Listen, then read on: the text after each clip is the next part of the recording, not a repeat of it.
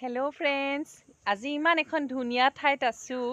এয়া চাওক, পচতীয়া ছিঙি আছোঁ আৰু লগতে নমিবাও আছে। আমি দুইজনী একেলগে আছোঁ। ঔষধি গুণ যিহেতু বহুত আছে পচতীয়াত, পচতীয়া শাক খাব লাগে। এতিয়া গছ কেইজোপা পাইছোঁ, এয়া আমি ছিঙি আছোঁ। নমিবা কুমলীয়া, বহুত কুমলীয়া। সৰু আলুৰ লগত ভাজি খাব ভাল লাগে, মাছৰ লগতো খাব পাৰে, খুব ভাল। অলপমান পচতীয়া ছিঙি লওঁ আৰু লগতে এজোপা মধুৰি আছে, অকণমান দেখাওঁ। এয়া মধুৰি। ক'ত আহিছিলোঁ কৈ দিয়া। মধুৰি পাৰিম।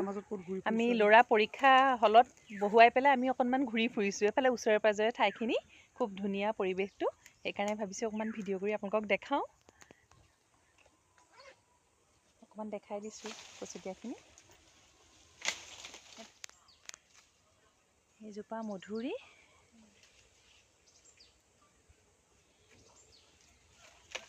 দাদা এই কোণতে কেইটামান চাওক, হেৰি হৈ আছে। অঁ,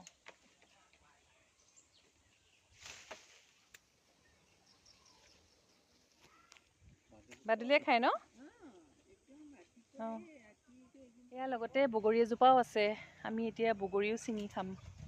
অঁ নমিবা, চাওক বগৰীবোৰ পকি আছে, দেখিছেনে? তাকেতো। অঁ, ছিঙক ছিঙক। সৰি আছে বগৰী। এয়া হাতত বগৰীও। এয়া লগতে ছজিনা পাতো আছে, খাই ভাল লাগে। কণীৰ লগত ভাজি খাব পাৰি। এয়া নমিবাই ছিঙি আছে। অঁ নমিবা, পাৰিছে? ঢুকি পাইছে?